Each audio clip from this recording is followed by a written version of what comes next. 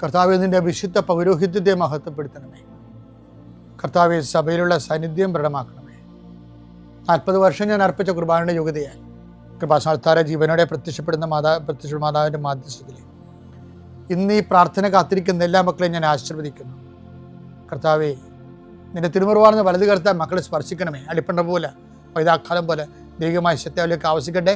എല്ലാ കൊശങ്ങളിലും എല്ലാ പെശുകളിലും ഞടിഞ്ഞരമ്പുകളിലും ചുമൽ ഉള്ളംകാല് വരെ കർത്താവിൻ്റെ രക്തം പടരട്ടെ. മാരക രോഗങ്ങൾ, തീരാവ്യാധികൾ യേശുക്രിസ്തു നാമത്തിൽ മാറിപ്പോകട്ടെ. കർത്താവെ, അങ്ങയുടെ മക്കൾ ഇന്നെടുക്കുന്ന തീരുമാനങ്ങൾ, അങ്ങയുടെ മക്കൾ ഇന്ന് നടത്തുന്ന യാത്രകൾ, അങ്ങയുടെ മക്കൾ ഇന്ന് കണ്ടുമുട്ടുന്ന വ്യക്തികൾ, അങ്ങയുടെ മക്കൾ ഇന്ന് ഒപ്പിടുന്ന കടലാസുകൾ, രേഖകൾ, കർത്താവെ, എല്ലാം നീ അറിയാനും അതുമൂലം ഉണ്ടാകുന്ന എല്ലാവിധ അതും ഈ എന്തിനു വേണ്ടിയാണ് ചെയ്യണത്, ആ വിഷയം ലക്ഷ്യം കാണാൻ വേണ്ടി, അത് എത്രയും സ്പീഡായിട്ട് കാണാൻ വേണ്ടിയും സമയ ചുരുക്കത്തിൻ്റെ അമ്മയെ സഞ്ചാരി മാതാവേ, അമ്മ ഇവർക്ക് വേണ്ടി മധ്യസ്ഥം വഹിക്കണമെന്ന് പ്രാർത്ഥിക്കുന്നു. ഗർഭിണികളായ മക്കൾ, അവിടെ കുഞ്ഞുങ്ങളെ ഓർത്ത് വിഷമിക്കുന്നവരുണ്ട്.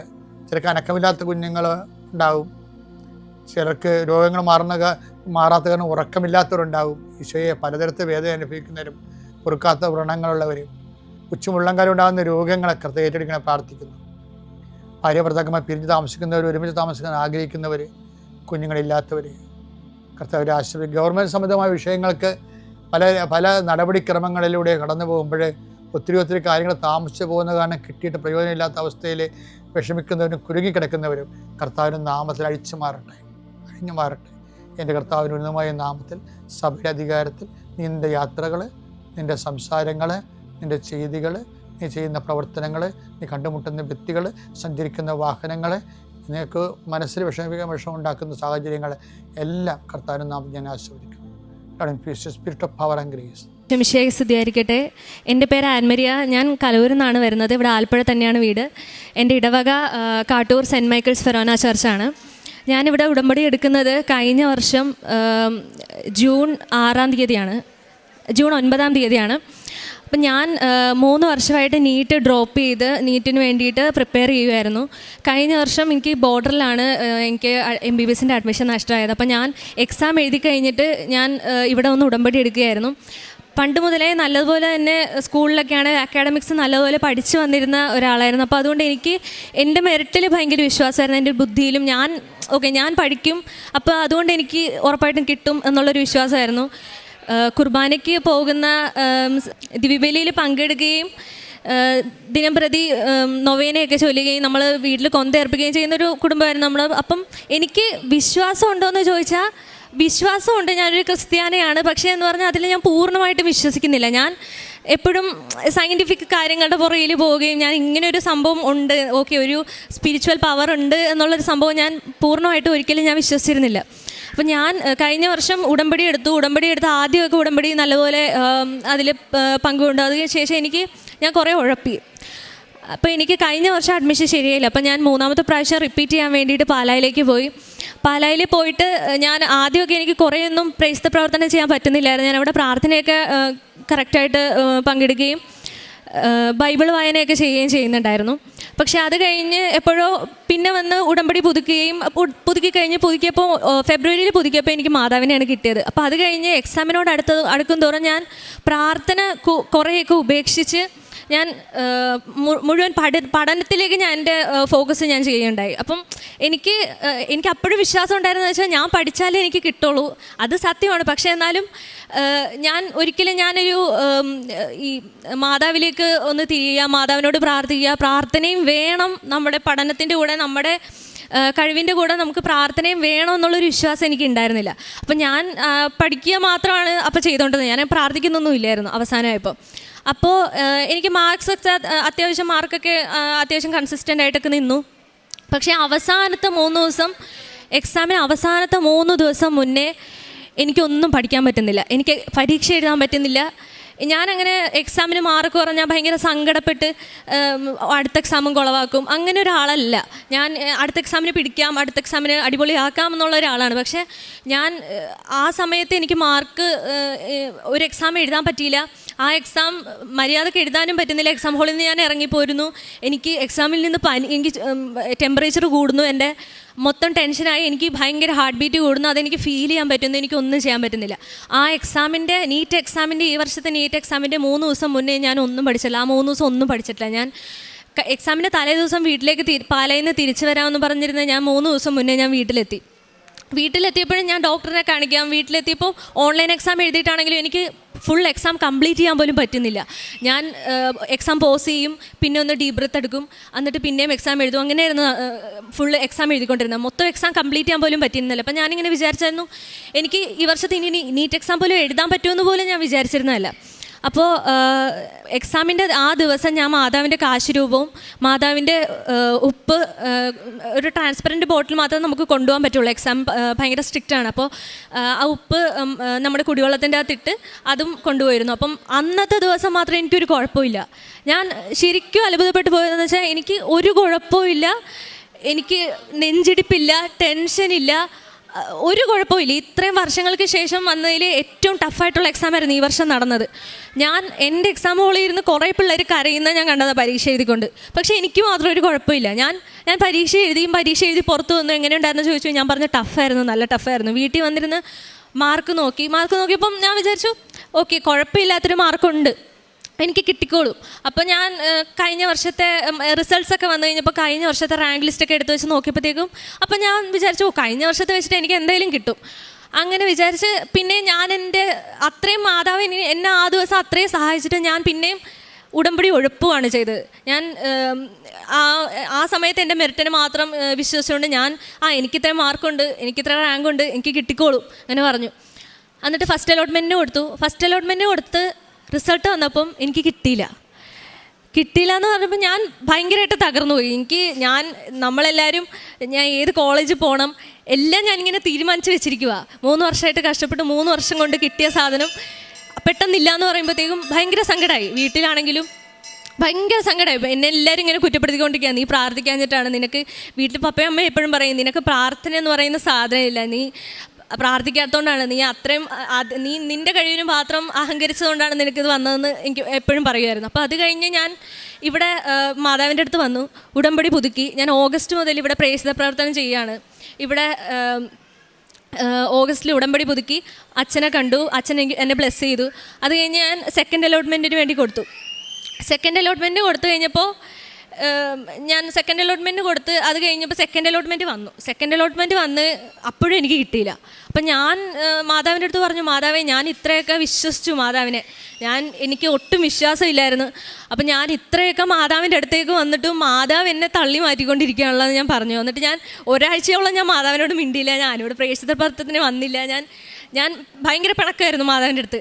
അപ്പം പിന്നെ വന്നപ്പോൾ ഇവിടെ നമ്മുടെ കൂടെ ഉണ്ടായിരുന്ന ചേച്ചിമാരൊക്കെ പറഞ്ഞു, നിന്നെ പരീക്ഷിക്കുന്നതാണ്, നീ ഇത്രയും ഇതായിട്ട് പെട്ടെന്ന് ഇങ്ങനെ തോറ്റു കൊടുത്താൽ മാതാവ് വിചാരിക്കുമോ ഇവളത്രയൊക്കെ ഉള്ളൂ എന്ന് വിചാരിക്കുമെന്ന് പറഞ്ഞു. അപ്പം ഞാൻ വിചാരിച്ചു ഞാനിങ്ങനെ എനിക്ക് തോറ്റു കൊടുക്കാനൊന്നും പോകുന്നില്ല. അപ്പം ഞാൻ പിന്നെ പ്രാർത്ഥിക്കാൻ തുടങ്ങി. മാതാവിനെ എല്ലാ ദിവസവും കൊന്ത ചൊല്ലാനും എല്ലാ ദിവസവും ഞാൻ ഇവിടെ വന്ന് എനിക്ക് കരയാൻ പറ്റത്തുള്ളൂ. നമ്മളുടെ അടുത്ത് പ്രത്യേകിച്ചും മെഡിസിൻ പഠിക്കുന്ന ഇപ്പം നീറ്റ് എഴുതി കഴിഞ്ഞ കുട്ടികളുടെ ഒരു അവസ്ഥ എന്ന് പറഞ്ഞാൽ എല്ലാവരും ചോദിക്കും എന്തായി ഒന്നും ആയില്ലേ, നാട്ടുകാരും വീട്ടുകാരും എല്ലാവരും ചോദിക്കുമ്പോഴും നമ്മൾക്ക് തിരിച്ചു പറയാനായിട്ടൊന്നുമില്ല. ഞാനങ്ങനെ ജിപ്മറിൽ BSc നഴ്സിങ്ങിന് വരെ രജിസ്റ്റർ ചെയ്തു. അത് 28-ാം തീയതി പോകാനിരുന്നതാണ്.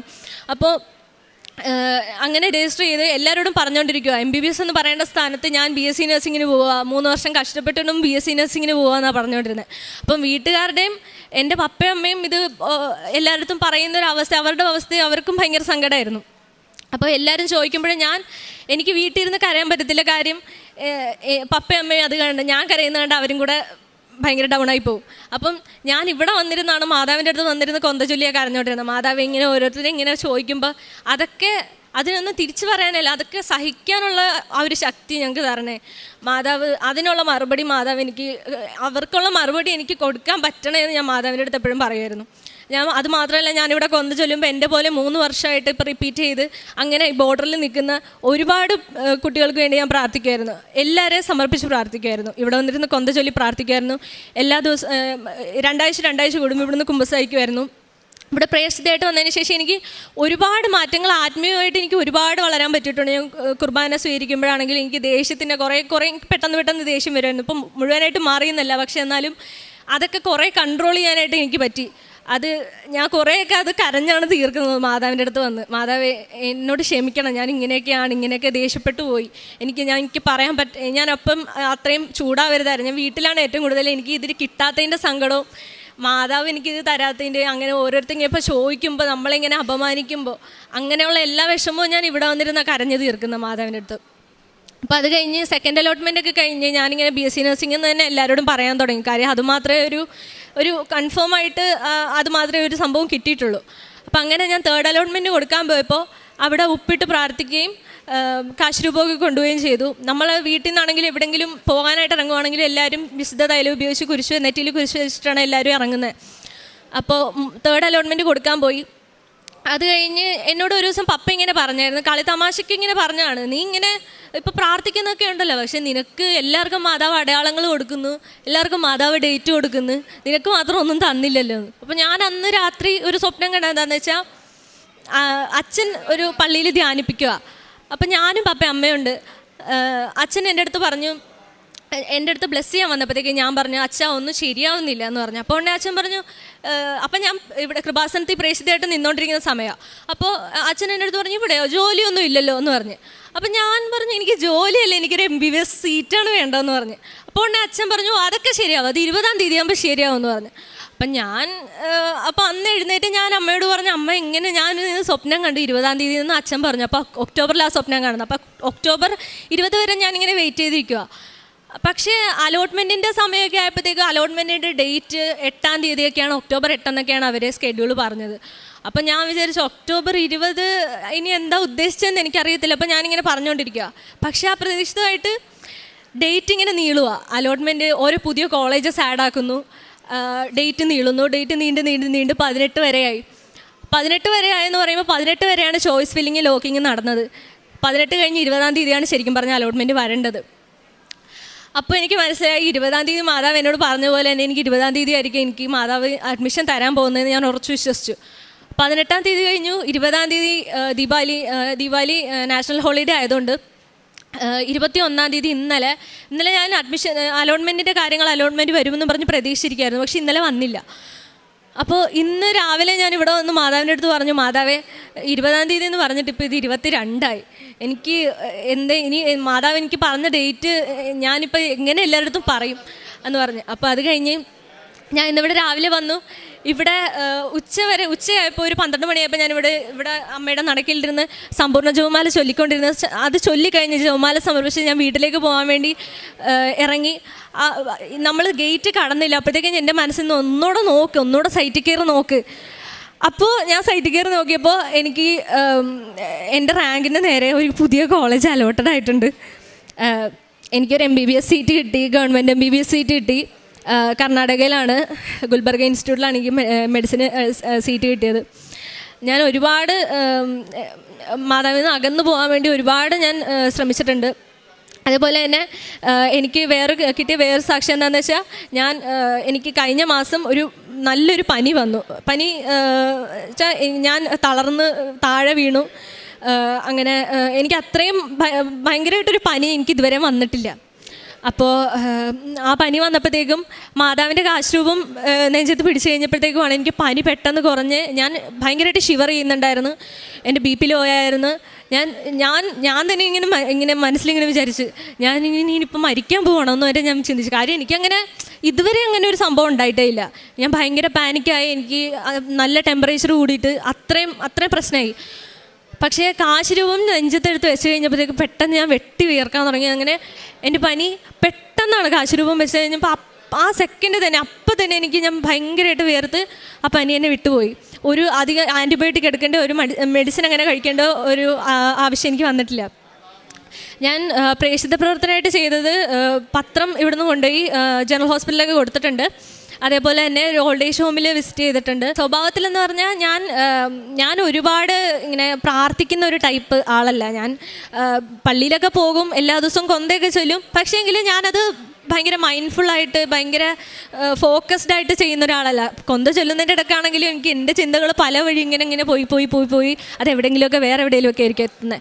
അപ്പം ഞാൻ അതിൽ കൂടുതൽ ഫോക്കസ് ചെയ്യാൻ ഞാൻ സ്വന്തമായിട്ട് കൊന്ത ചൊല്ലുക എന്ന് പറയുന്നത് എൻ്റെ സ്വപ്നത്തിൽ പോലും ഉണ്ടായിരുന്നില്ല. കാര്യം ഞാനങ്ങനെ ചൊല്ലുന്ന ഒരാളെ അല്ല. വീട്ടിൽ തന്നെ ആരെങ്കിലുമൊക്കെ അമ്മ നിർബന്ധിക്കുമ്പോൾ വന്ന് കൊന്തയ്ക്കിരിക്കും, അങ്ങനെ ഒരാളായിരുന്നു. പക്ഷേ ഇപ്പോൾ ഞാൻ എല്ലാ ദിവസവും കൊന്ത ചൊല്ലുന്നുണ്ട്. പിന്നെ ഈ കഴിഞ്ഞ ഞായറാഴ്ച കൃപാസനത്തിൽ 25-ാം തീയതി അഖണ്ഡ ജപമാല റാലിയോടനുബന്ധിച്ച് കഴിഞ്ഞ ഞായറാഴ്ച നമ്മൾ അർത്തിങ്കിലേക്ക് ഒരു റാലി ഉണ്ടായിരുന്നു. അപ്പം എനിക്ക് 25-ാം തീയതി എൻ്റെ മനസ്സിങ്ങനെ പറഞ്ഞു, ജിപ്മറിൽ പോകാനാണെങ്കിലും എനിക്ക് 25-ാം തീയതി എനിക്ക് റാലിക്ക് വരാൻ പറ്റത്തില്ല. അപ്പം ഞാൻ വിചാരിച്ചെന്നാൽ ഞാൻ ആദ്യമായിട്ടാണ്, ഇത്രയും നാളും ഇവിടെ അടുത്ത് തന്നെയാണ് വീടെങ്കിലും ഞാൻ ഒരിക്കൽ പോലും ജപമാല റാലിയിൽ പങ്കെടുത്തിട്ടില്ല. പക്ഷേ ഞാൻ കഴിഞ്ഞ ഞായറാഴ്ച ഞാൻ ഇവിടുന്ന് റാലിക്ക് പോയി, റാലി കംപ്ലീറ്റ് ചെയ്തു. അവിടെ ചെന്നപ്പോൾ അച്ഛനെല്ലാവരും ബ്ലെസ് ചെയ്തു. അത് കഴിഞ്ഞ് തിരിച്ചു വന്നപ്പോഴത്തേക്ക് എനിക്ക് ശാരീരികമായിട്ട് ഒരു ബുദ്ധിമുട്ടുണ്ടായിരുന്നെങ്കിലും പക്ഷേ എനിക്കതൊരു പ്രശ്നമല്ലായിരുന്നു. ഞാൻ റാലി നടന്നപ്പോൾ മൊത്തം പ്രാർത്ഥിച്ചുകൊണ്ടിരുന്നത്, മാതാവ് എനിക്കിത് മൊത്തം കംപ്ലീറ്റ് ചെയ്യാൻ പറ്റണം. ഞാൻ MBBS അഡ്മിഷനെ കുറിച്ചല്ല, ശരിക്കും എനിക്കിത് ചെയ്യണമെന്ന് എനിക്ക് ഉറപ്പുണ്ടായിരുന്നു. അന്ന് റാലിയുടെ ദിവസം മൊത്തം എനിക്ക് തടസ്സങ്ങളായിരുന്നു. എനിക്കൊരു പനി വന്നു, ഭയങ്കര ചുമ ജലദോഷമായിരുന്നു, മൊത്തം തടസ്സങ്ങളായിരുന്നെങ്കിലും എനിക്ക് അത് റാലി കംപ്ലീറ്റ് ചെയ്യാൻ പറ്റി. 25-ാം തീയതി എനിക്ക് വരാൻ പറ്റത്തില്ലെങ്കിൽ എനിക്ക് അഖണ്ഡ ജപമാല ചൊല്ലി എനിക്ക് ആർക്കെങ്കിലും വരെ നടക്കാൻ പറ്റി. കാരുണ്യപ്രവർത്തനമായിട്ട് ചെയ്തത് ഞാൻ ഓരോ ഓൾഡ് ഏജ് ഹോമിൽ വിസിറ്റ് ചെയ്ത് അവിടെ അരി സാധനങ്ങൾ വാങ്ങിച്ചു കൊടുത്തിട്ടുണ്ടായിരുന്നു. എനിക്ക് തന്ന ഒരുപാട് അനുഗ്രഹങ്ങൾക്ക് എനിക്ക് വേണ്ടി ഒരുപാട് പേര് പ്രാർത്ഥിച്ചിട്ടുണ്ട്. ഒരുപാട് പേര് നമ്മളെ കുത്തി വേദനിപ്പിക്കാൻ വേണ്ടി ഓരോ കാര്യങ്ങൾ ഇങ്ങനെ ചോദിക്കുമ്പോഴും അഡ്മിഷൻ ശരിയായോ, എന്തായി, അവർക്ക് കിട്ടി, ഇവർക്ക് കിട്ടി, എല്ലാം ഇങ്ങനെ നമ്മളുടെ അടുത്ത് ഇങ്ങനെ നമ്മൾ വേദനിപ്പിക്കാൻ ഇങ്ങനെ പറയുമെന്ന് എനിക്കറിയില്ല. പക്ഷെ എന്നാലും ഞാനതൊക്കെ മാതാവിൻ്റെ അടുത്താണ് വന്ന് പറഞ്ഞുകൊണ്ടിരുന്നത്. മാതാവ് ഇങ്ങനെ ഓരോരുത്തർ ഇങ്ങനെ പറയുന്നത് എനിക്ക് മാതാവിൻ്റെ അടുത്ത് മാത്രമേ എനിക്ക് വന്ന് പറയാൻ പറ്റത്തുള്ളൂ. അപ്പോൾ എനിക്ക് വേണ്ടി പ്രാർത്ഥിച്ച ഒരുപാട് പേരുണ്ട്. അവരോട് എല്ലാവരോടും ഞാൻ നന്ദി പറയുന്നു. അവരെല്ലാവരും മാതാവിൻ്റെ സമീപം ഞാൻ സമർപ്പിക്കുന്നു. ഇത്രയും വലിയ അനുഗ്രഹം അമ്മ എനിക്ക് തന്നത്, അമ്മയോട് ഞാൻ ഒരുപാട് നന്ദി പറയുന്നു. ഹബക്കുക്ക് 3:17-19 തിരുവചനങ്ങൾ. അത്തിവൃക്ഷം പൂക്കുന്നില്ലെങ്കിലും മുന്തിരിയിൽ ഫലങ്ങളില്ലെങ്കിലും ഒലിവ് മരത്തിൽ കായ്കൾ ഇല്ലാതായാലും വയലുകളിൽ ധാന്യം വിളയുന്നില്ലെങ്കിലും ആട്ടിൻകൂട്ടം ആലയിൽ അറ്റുപോയാലും കന്നുകാലികൾ തൊഴുത്തിൽ ഇല്ലാതായാലും ഞാൻ കർത്താവിൽ ആനന്ദിക്കും. എൻ്റെ രക്ഷകനായ ദൈവത്തിൽ ഞാൻ സന്തോഷിക്കും. കർത്താവായ ദൈവമാണ് എൻ്റെ ബലം. കലമാൻ്റെ പാദങ്ങൾക്കെന്നതുപോലെ അവിടുന്ന് എൻ്റെ പാദങ്ങൾക്ക് വേഗത നൽകി. ഉന്നതങ്ങളിൽ അവിടുന്ന് എന്നെ നടത്തുന്നു. ആൻമരിയ എന്ന ഈ മകൾ തൻ്റെ ഉടമ്പടി ജീവിതത്തിലെ ഏറ്റവും വലിയ ഒരു നിയോഗത്തെ അമ്മ മാതാവ് അനുഗ്രഹിച്ച് സംരക്ഷിച്ചതിനെയാണ് സന്തോഷത്തോടെ ഈ അൾത്താരയിൽ സാക്ഷ്യപ്പെടുത്തുന്നത്. പ്രിയമുള്ളവരെ, നമ്മുടെ നിയോഗങ്ങൾ സമർപ്പിക്കുമ്പോൾ നമുക്കുള്ളൊരു മനസ്സ് പ്രധാനപ്പെട്ടതാണ്. നേടാൻ വേണ്ടി മാത്രം നാം അമ്മയെ കാണാൻ വരുന്നവരാണോ? നേടാൻ വേണ്ടി മാത്രം ഉടമ്പടി ജീവിക്കുന്നവരാണോ? നേട്ടങ്ങളില്ലാത്തപ്പോൾ ഇത്തിരി ക്ലേശങ്ങളും ഇത്തിരി ജീവിതത്തിൻ്റെ സഹനങ്ങളും ഇത്തിരി പരാജയങ്ങളും ഉള്ളപ്പോൾ അമ്മയിൽ നിന്ന് അകന്നു പോകുന്ന ജീവിതം നമുക്കുണ്ടോ? ഇതാണ് പരിശോധിക്കേണ്ടത്. വിശ്വസ്തയുടെ ജീവിതം അകലമില്ലാത്ത ജീവിതമാണ്. വിശ്വസ്തയുടെ ജീവിതം ക്ലേശത്തിൻ്റെ കാഠിന്യത്തിലും ദൈവത്തിൽ പ്രത്യാശ അർപ്പിച്ച് നല്ല നാളുകൾ എനിക്ക് വേണ്ടി ദൈവം ഒരുക്കിത്തരുമെന്ന് പ്രതീക്ഷിക്കുന്ന ജീവിതമാണ്. മകളുടെ ആ സാക്ഷ്യത്തിൻ്റെ ഇടയ്ക്ക് നമ്മൾ കേൾക്കുന്നുണ്ട്, അവൾ പറയുന്നുണ്ട്, ഞാനിവിടെ പ്രേക്ഷിത പ്രവർത്തനത്തിന് വേണ്ടി വന്നുകൊണ്ടിരുന്നു. ഞാനിവിടെ വന്ന് അമ്മയുടെ മുമ്പിൽ നിലവിളിക്കാനാണ് വരുന്നത്. മറ്റുള്ളവർ പറയുന്നവ കേട്ടിട്ട് കുത്തുവാക്ക് പറയുമ്പോൾ ഒന്നും ആയില്ലല്ലോ എന്ന് കരുതിയൊക്കെ വേദനിക്കുമ്പോൾ അപ്പോഴും അമ്മയോട് ഇങ്ങനെ ഓരോന്ന് പറഞ്ഞാൽ നിലവിളിക്കുമായിരുന്നു. എന്നാൽ 19-ാം തീയതി ജപമാല റാലിക്ക് പോയപ്പോൾ നിരന്തരം ഞാൻ ജപമാല ചൊല്ലിക്കൊണ്ട് അമ്മയുടെ വഴി നടന്നപ്പോൾ ആദ്യമായി, ഇത്ര അടുത്തെൻ്റെ വീടെങ്കിലും ആദ്യമായി അമ്മയുടെ ജപമാല റാലിയിൽ ഞാൻ 19-ാം തീയതി പോയപ്പോൾ ഒരു തവണ പോലും എൻ്റെ മനസ്സിൽ MBBSൻ്റെ അഡ്മിഷൻ വന്നില്ല. അതാണ് സമർപ്പണമെന്ന് പറയുന്നത്. ഞാൻ പ്രാർത്ഥിക്കുന്നത് എൻ്റെ അമ്മ മാതാവ് എനിക്ക് വേണ്ടി ഇത്രത്തോളം സംരക്ഷണം ഒരുക്കി നൽകുന്നത് കൊണ്ട് ആ അമ്മയുടെ നാമത്തെ മഹത്വപ്പെടുത്തുവാൻ, അമ്മയിലൂടെ അനേകർക്ക് ദൈവാനുഗ്രഹം ലഭിക്കുവാൻ വേണ്ടി ഞാൻ എന്നെ വിട്ടുകൊടുത്ത് എൻ്റെ ആവശ്യങ്ങൾ മറന്ന് ദൈവം എന്താഗ്രഹിക്കുന്നുവോ അതെനിക്ക് വേണ്ടി അനുവദിച്ചു തരുമെന്ന പ്രത്യാശയോടുകൂടി നാം ജീവിതത്തെ മാറ്റുമ്പോഴാണ് നമുക്ക് ദൈവാനുഗ്രഹം അത് സന്തോഷത്തിൻ്റെതും നിലനിൽപ്പിൻ്റെതുമായി മാറിക്കൊണ്ടിരിക്കുക. മകൾ പറയുന്നുണ്ട്, ഞാനൊരു സ്വപ്നം കണ്ടു, ജോസഫ് അച്ഛൻ വന്ന് 20-ാം തീയതി ശരിയാകുമെന്ന് പറഞ്ഞു പോയെന്ന്. മകൾക്ക് അത് കൊടുത്തത് വലിയൊരു പ്രത്യാശയാണ്. കാരണം എല്ലാവർക്കും അടയാളങ്ങൾ കിട്ടി, എല്ലാവർക്കും സന്ദേശങ്ങൾ കിട്ടുന്നുവെന്ന് പറയുന്നു. എനിക്ക് മാത്രം പ്രത്യേകിച്ചൊന്നും കിട്ടിയില്ല. അതുകൊണ്ട് 8-ാം തീയതിയാണ് തേർഡ് അലോട്ട്മെൻറ്റ് വരുന്നതെന്ന് എല്ലാവരും പറയുമ്പോഴും ഞാൻ കാത്തുകൊണ്ടിരുന്നു. എനിക്ക് 20-ാം തീയതി എന്നൊരു തീയതി, ഒരു ഡേറ്റ് ജോസഫ് അച്ഛൻ എന്നോട് പറഞ്ഞിട്ടുണ്ടെങ്കിൽ അതിനോട് ചേർന്ന് എൻ്റെ ജീവിതത്തിൽ നല്ലത് സംഭവിക്കുമെന്ന് മകൾ പറയുന്നുണ്ട്. ഞാൻ 18-ഉം 19-ഉം തീയതി 20-ഉം തീയതികളൊക്കെ വരുമ്പോൾ നോക്കിക്കൊണ്ടിരുന്നു. അച്ഛൻ സ്വപ്നത്തിൽ വന്ന് പറഞ്ഞ തീയതിയിൽ എനിക്ക് അടയാളമൊന്നും സംഭവിച്ചില്ലല്ലോ എന്ന്. പക്ഷേ മകൾ പറയുന്നുണ്ട്, പുതിയ പുതിയ കോളേജുകൾ ആഡ് ചെയ്യപ്പെടുന്നു, പുതിയ കോളേജുകളിൽ സീറ്റ് ഒഴിവുകൾ ആഡ് ചെയ്യപ്പെടുന്നു. ഇന്നും പ്രത്യാശയോടുകൂടി അമ്മയുടെ അരികിൽ വരികയാണ്. BSc നേഴ്സിങ്ങിന് പോകേണ്ടി വരുമെന്ന് ഏതാണ്ടൊക്കെ മനസ്സിൽ ഉറപ്പിച്ചിട്ട് എങ്കിലും അമ്മയെ വിട്ടുപോകില്ല. അമ്മ എൻ്റെ ജീവിതത്തിൽ തീരുമാനമാകുന്നത് വരെയും ഞാൻ കൂടെ നിൽക്കും. അമ്മയ്ക്ക് വേണ്ടി ഇത്ര നാളും എൻ്റെ കഴിവ്, എൻ്റെ സന്തോഷങ്ങൾ, എൻ്റെ ഇഷ്ടങ്ങളനുസരിച്ചൊക്കെ ഞാൻ നടന്നെങ്കിൽ ഞാൻ അമ്മയെ കണ്ടുമുട്ടി സ്നേഹിച്ച് അമ്മയോടൊപ്പം ഈ വഴി നടക്കുന്ന ഈ ജീവിതത്തിൽ, പ്രേക്ഷിത പ്രവർത്തനത്തിൽ, മറ്റുള്ളവർക്ക് വേണ്ടി ദൈവനാമത്തെ മഹത്വപ്പെടുത്തുന്ന പ്രവൃത്തികളിലൂടെ എനിക്ക് സന്തോഷം ലഭിച്ച് പുതിയൊരു ജീവിതം തുടങ്ങിയ ഈ നാളുകളിൽ ഞാൻ അമ്മയുടെ അരികിൽ തന്നെ ഇവിടെ ജീവിക്കുന്നുവെന്ന് പറഞ്ഞുകൊണ്ടാണ് അത് മകൾ ഇവിടെ ജീവിക്കുന്നത്. അത് സാമുവേൽ ദേവാലയത്തിൽ ഏലിയുടെ അരികിൽ ജീവിച്ചതുപോലെയാണ്. സാമുവേൽ ദേവാലയത്തിൽ ഏലിയുടെ അരികിൽ ജീവിച്ചതുപോലെ എൻ്റെ കണ്ണീര് ഞാൻ എവിടെ കൊടുക്കും? അതെൻ്റെ അമ്മ മാതാവിൻ്റെ തിരുനടയിലല്ലാതെ. എൻ്റെ ആകുലതകൾ ഞാൻ എവിടെ ഇറക്കി വയ്ക്കും? എൻ്റെ അമ്മയുടെ തിരുനടയിലല്ലാതെ. എനിക്ക് ലഭിക്കാത്തതൊക്കെയും നഷ്ടങ്ങളൊക്കെയും ആരോട് ഞാൻ പറയും? എൻ്റെ അമ്മയുടെ തിരുനടയിലല്ലാതെ. അതാണ് ഓരോ ദിവസവും അമ്മയുടെ അരികിൽ വന്ന് മണിക്കൂറുകൾ ചെലവഴിച്ച് ഇവിടെ പ്രാർത്ഥിക്കുവാൻ വേണ്ടി മകളെ ശക്തിപ്പെടുത്തിക്കൊണ്ടിരുന്നത്. ഇന്നും പ്രാർത്ഥന കഴിഞ്ഞ് മകൾ പുറത്തേക്ക് പോയതാണ്. മകൾ പറയുന്നുണ്ടല്ലോ, ഞാൻ ആ വാതിൽപ്പടി വരെ ചെന്നപ്പോൾ എനിക്ക് ശക്തമായൊരു സന്ദേശം, ഒരു തോന്നലുള്ളിൽ വരികയാണ്, നീ ഒന്ന് ആ സൈറ്റിൽ കയറി നോക്ക്. ഇവിടുന്ന് പുറത്തേക്ക് പോയ മകൾ വീട്ടിലേക്ക് മടങ്ങിയവളാണ്.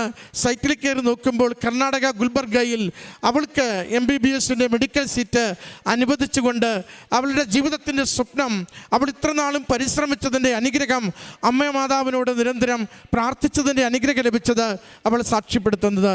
പ്രിയമുള്ളവരെ, ആശ്രയിച്ചുകൊണ്ട് സ്നേഹത്തോടു കൂടി അമ്മയിൽ നമ്മൾ ശരണപ്പെടുക. അമ്മ ജീവിതത്തിൻ്റെ ഏതൊരു ക്ലേശവും മാറ്റിത്തരും. കാര്യം നേടാൻ വേണ്ടിയല്ല, അമ്മയ്ക്ക് ബോധ്യമുണ്ടാവണം ഇതൊരു വിശ്വസ്തതയുള്ള ഉടമ്പടി ജീവിതമാണ്. അതിൻ്റെ നല്ല കാലത്തും മോശം കാലത്തും ഇല്ലായ്മകളിലും ഉള്ളായ്മകളിലും അമ്മയോടുള്ള ബന്ധം മുറിക്കാതെ ജീവിതം മുന്നോട്ട് നയിക്കുമെന്ന് നമുക്കമ്മയ്ക്ക് ഉറപ്പ് കൊടുക്കുവാനാകുമെങ്കിൽ നമുക്ക് അസാധ്യമെന്ന് കരുതുന്നത് അമ്മ മാതാവ് നമുക്ക് സാധ്യമാക്കി തരും. അമ്മയുടെ കരങ്ങളിൽ നമ്മുടെ ജീവിതത്തിൻ്റെ വലിയ വിഷയങ്ങളെ കൊടുത്തുകൊണ്ട്, ഇതുവരെയുള്ള പരിശ്രമങ്ങൾ പരാജയപ്പെട്ടത് വീണ്ടും അമ്മയ്ക്ക് ഏൽപ്പിച്ചു കൊടുത്തുകൊണ്ട് വിശ്വസ്തയോടെ ഉടമ്പടി ജീവിക്കാം. ഉടമ്പടി നമുക്ക് അനുഗ്രഹത്തിൻ്റെ ദിനങ്ങൾ ഉറപ്പായും കൊണ്ടുവരും. ഈ മകൾക്ക് ലഭിച്ച ഈ വലിയ നേട്ടത്തിന് അമ്മ മാതാവിനും തിരുക്കുമാരനും നന്ദി പറഞ്ഞുകൊണ്ട് കരങ്ങളടിച്ച് ഈ സാക്ഷ്യം സമർപ്പിക്കാം.